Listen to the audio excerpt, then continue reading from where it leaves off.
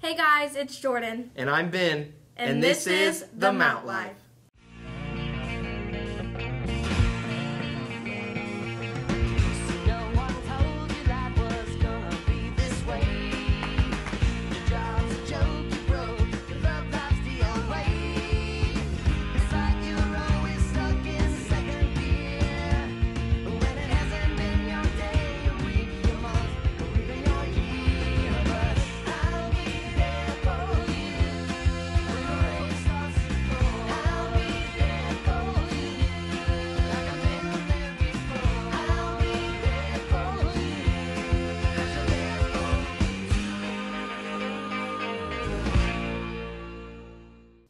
We're excited to start the new year off with this new crew. Let's go to Megan and Kinsey with the Mount updates. Hi guys, I'm Megan Macco. And I'm Kinsey Uhr. And we're here to bring you the Mount updates. Hey Megan, you know we just had a really good lunch the other day? Really, what was it? Like those fried square things? Oh, you mean fried raviolis? Yeah, that was great, but we should probably tell them about more important news. Guess who's in town? Wait, I know. The Argentines!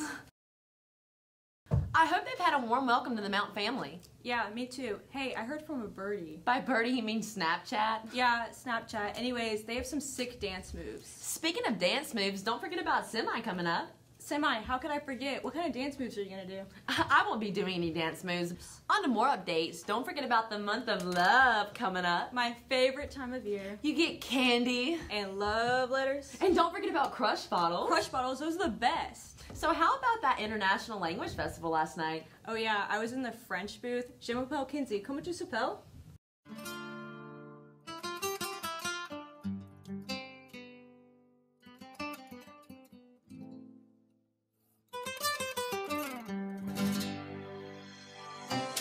The World Language Festival is just like a bunch of tents, like kind of showing you the cultures of all of these different countries. They wanted to have an event where they could get all the different foreign languages being offered at the Mount, and they wanted to give a chance for everybody to experience them in one night. It's about showing people what the culture of other countries is. We only have like a few actual languages here, but like each language picks a country that speaks that language, and then we just kind of go from there.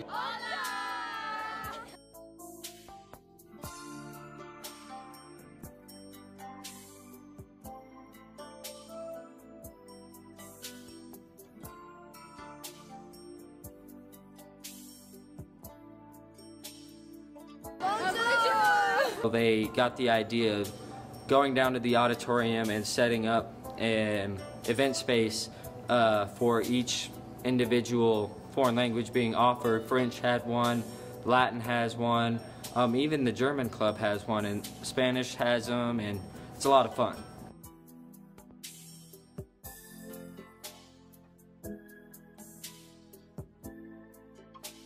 Guten Tag, wie geht es Ihnen? Willkommen in Deutschland. Last year, it was a really good way to start it, but I mean, this year has expanded so much more. Getting to see all the food and try it, because there are a lot of really good food everywhere. My favorite part was definitely going around to see the different tents with my friends.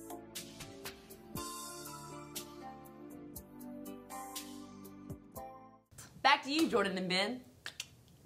You know, Jordan, it's awesome to see all the things that are going on around our school. You're right. Let's see what Ethan has to say about our Rocket Sports. Thanks, Ben and Jordan. I'm Ethan Cooksey, and I'm here with your Mount St. Mary's Sport Update. In archery news, bringing in an all-time school best this year, Eric Gutierrez with a high score of 265, along with Leslie Torres with a score of 255.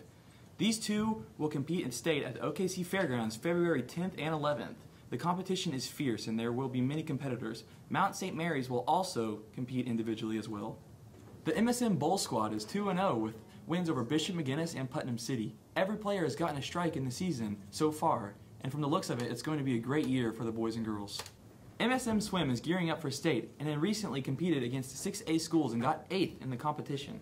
Mount St. Mary girls basketball is 9-7 as of now. Coach Copeland's second year as head coach of the basketball team has turned the girls team into a family unit who shares the ball and gets the job done.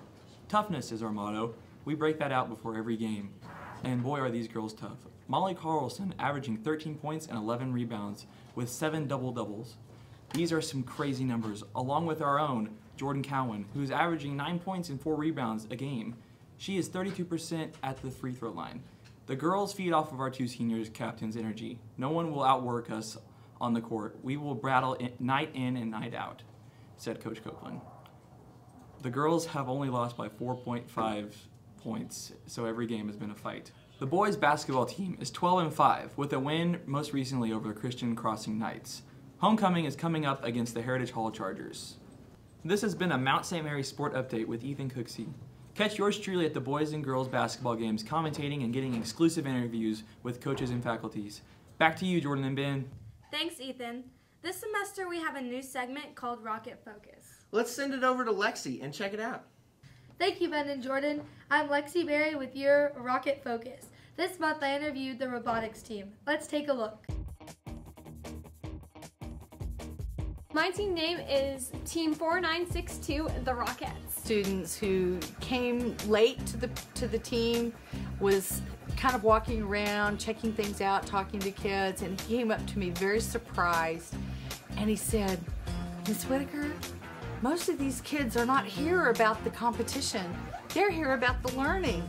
You don't have to be super smart to build a robot.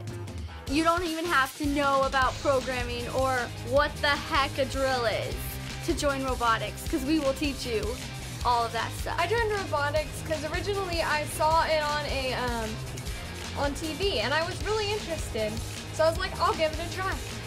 All about the spirit. The more dressed up you are, the more you're having fun and the more spirit you're gonna have. People should join robotics because it's not just about learning how to build robots. It's also learning social skills, how to talk to other teams, and how to talk in front of sponsors and mentors. You can learn a lot, not just the mechanical side.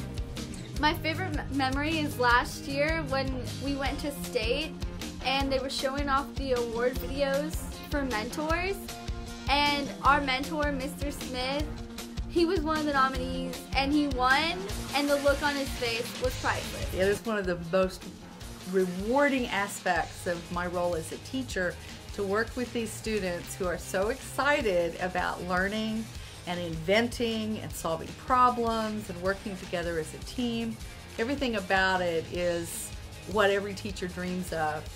To see that spark in the students' eyes when they get it, to see their joy when they succeed, to see their determination when it doesn't work like they want it to get it right. And it's just a very exciting thing to do. Back to you, Ben and Jordan. Thank you, Lexi, for this new segment. It's great to hear some of the cool things about robotics. Yeah, I agree. It was great. And up next, we have our newest segment, and it's called Keeping Up with Conrad, not the Kardashians. Conrad is going to give us an update of all things going on around the country and around the world.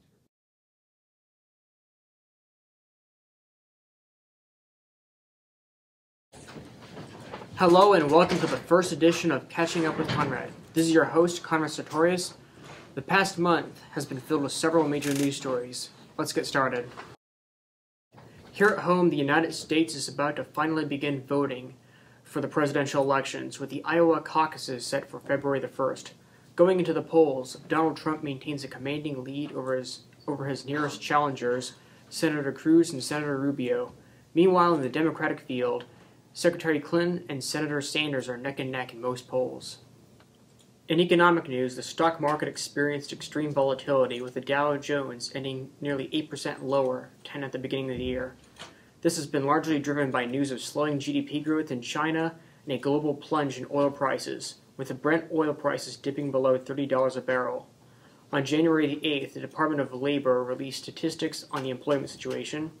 In December 2015, a total of 292,000 jobs were added to the economy, marking the 70th consecutive month of job growth in the United States. The national unemployment rate is at 5%, and the Oklahoman unemployment rate is at 4.2%. In the Middle East, attempts by the United Nations to broker ceasefires to the ongoing civil wars in Syria and Yemen have collapsed. There has been growing pressure upon local factions to end the ongoing conflicts by regional rivals Saudi Arabia, and Iran, the latest push for peace in Syria has been largely motivated by concerns that ISIS has been exploiting the conflict between the Assad government and the opposition in Syria in order to expand. Despite the failures to bring about a ceasefire, the opposing factions in both the Yemeni and Syrian civil wars have agreed to continue peace talks. And that concludes this episode of Keeping Up with Conrad. Now back to our hosts, Jordan and Ben. Thanks, Conrad. You know, here in TV and Web, we're all really excited about this new segment that we have, and it's called Mount Talk. This month's video has to do with snapping your joy. So here it is. Enjoy.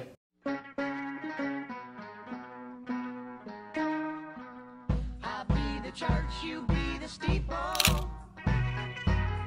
You be the king, I'll be the people. Well, I was feeling such a mess, I thought you'd leave me behind. Well, I was feeling such a wreck, I thought you'd treat me unkind. But you helped me change my mind. I'll be the sun, you be the shining. You be the clock, I'll be the timing. Well, I was feeling such a mess, I thought you'd leave me behind. Well, I was feeling so upset, I thought the sun never shine. Then I find forever. Hey, hey, love. We've been best friends forever, darling. That's what's up. Forever. No matter what, you got my love to lean on, darling. That's what's up. You got my love to lean on, darling. No matter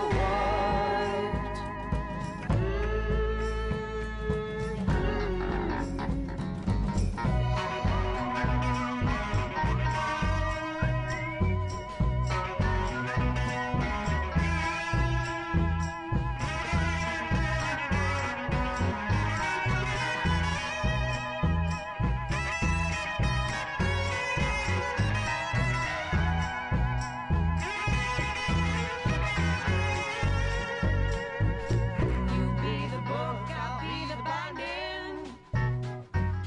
You be the words, I'll be the rhyming.